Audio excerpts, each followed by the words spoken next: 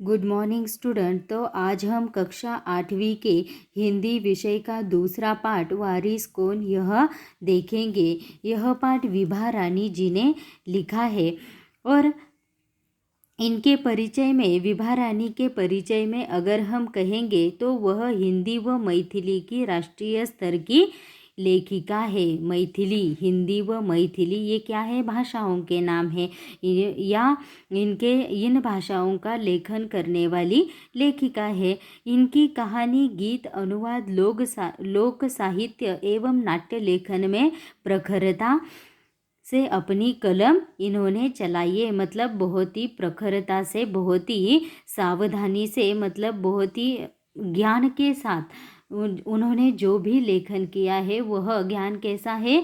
बहुत ही सर्वगुण संपन्न है।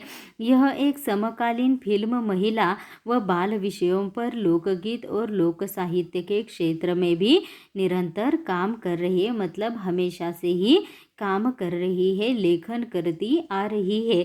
इनकी प्रमुख कृति आचल खुसरो पर अपने, मिथिला की लोक कथाएं, गोनू झा के किस्से, यह कहानी संग्रह, अगले जन्म मोहे बिटिया न कीजो, यह एक नाटक, समरथ कैन, द्विभाषी हिंदी अंग्रेजी का अनुवाद है, बिल टेलर की डायरी आदि इनकी प्रमुख रचनाएं हैं। और इस गद्य पाठ में वारिस कौन, इस पाठ में विभा रानी जी ने, यह कैसा पाठ है? एक संवादात्मक। एक राजा है और उसकी 4 बेटियां हैं और राजा प्रत्येक बेटी को क्या कर रहा है? गेहूं के 100 दाने दे रहा है और उनके अक्ल की क्या कर रहा है? परीक्षा ले रहा है कि कौन ज़्यादा बुद्धिमती है, कौन ज़्यादा बुद्धिमान है।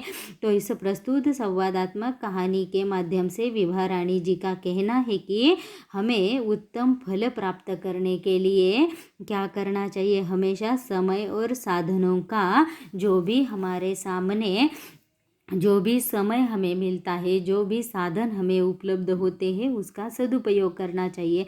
जो ऐसा करता है वही जीवन में सफल हो जाता है। तो देखो, इस पाठ में विभा रानी कहता है वारिस। वारिस कौन?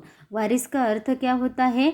जिम्मेदारी लेने वाला या हमारे बाद हमारी संपत्ति का धनी होने वाला, संपत्ति संभालने वाला।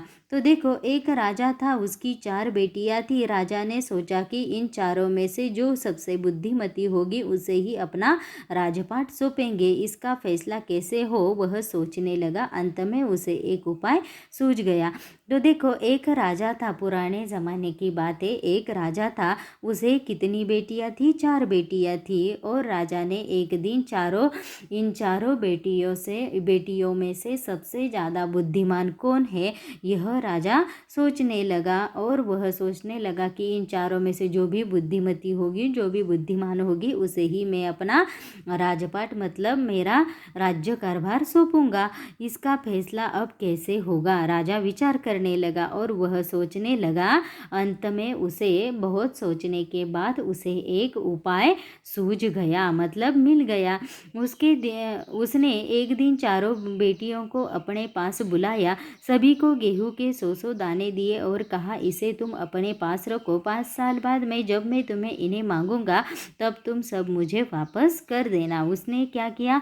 एक दिन उसे एक उपाय सूझा। तो उसने एक दिन चारों बेटियों को बुलाया और कहने लगा कि, और उसने क्या किया? सभी को गेहूं के 100 दाने दे दिए और कहा, तुम इन 100 दानों को, गेहूं के दानों को तुम अपने पास संभाल कर रखो। जब मैं 5 साल बाद तुम्हें इन्हें मांगूंगा तो तुम मुझे यह वापस कर देना।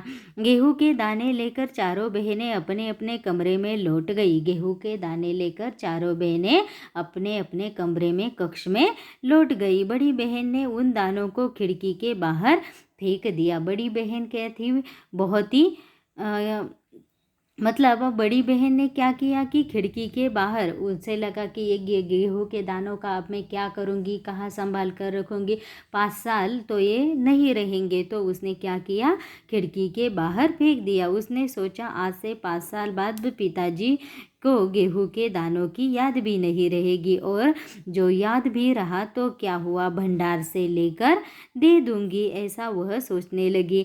तो दूसरी बहन ने दानों को चांदी की एक डिब्बी में डालकर उसे मखमल के थैले में बंद कर दिया। तो दूसरी बेटी ने क्या किया, उन दानों को एक डिब्बी में डाला और मखमल के थैले में, जिसमें क्या, मखमल के थैले में चांदी, अक्सर चांदी सोना रखा जाता है, उसमें उसने उन दानों को रखा और अपनी संदूकची में डाल दिया। संदूकची मतलब पेटी में डाल दिया, और सोचा 5 साल बाद जब पिताजी ये दाने मांगेंगे तो मैं इन्हें वापस कर दूंगी।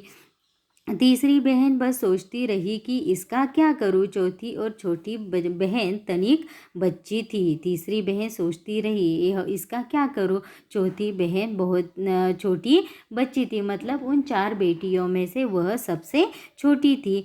शरारतें करना उसे बहुत पसंद था। शरारतें, एक दूसरे की शरारत करना, ये उसे बहुत ही पसंद था। उसे गेहूं के भुने दाने भी बहुत ही पसंद है, इसलिए भुने हुए मतलब तला हुआ या भुना हुआ जो अन्न होता है, उसी प्रकार उसने क्या किया, इसलिए उसे भुनवा कर खा डाला और खेल में मग्न हो गई। मतलब वह सबसे छोटी थी, उसकी बुद्धि में उसकी बुद्धि कैसी थी, बहुत ही क्षणिक थी, मतलब छोटी थी। इसलिए उसने क्या किया कि उसे दाने भुनवा कर खाना बहुत अच्छा लगता था, इसलिए उसने वह गेहूं के दाने भी भुनवा लिए और खा लिए और अपने अपने खेल में मग्न हो गई।